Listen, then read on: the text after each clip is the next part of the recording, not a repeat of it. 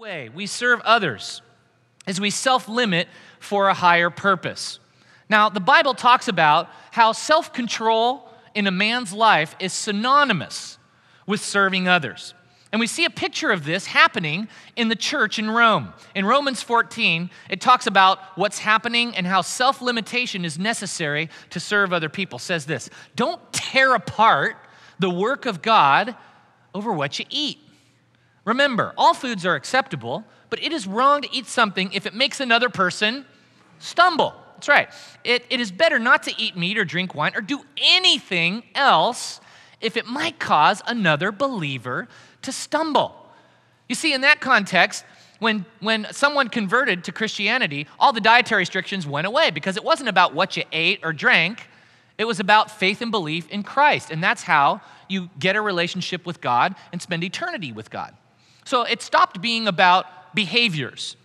However, there was an admonition through the Apostle Paul to all the believers in Rome, say, hey, if somebody's on the outside looking in on the faith, and if something that you're doing is throwing up a roadblock to them coming to faith in Christ, choose to limit yourself for that moment and don't do it.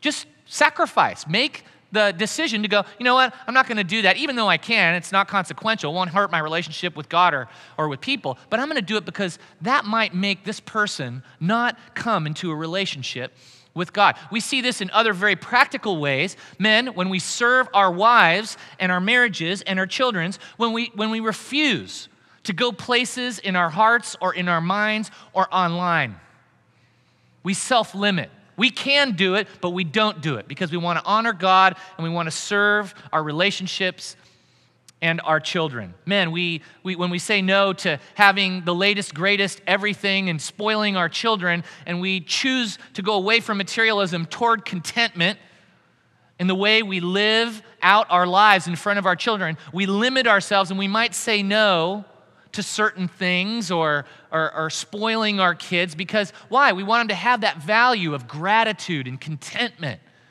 and a willingness to work on relationships instead of trying to acquire things.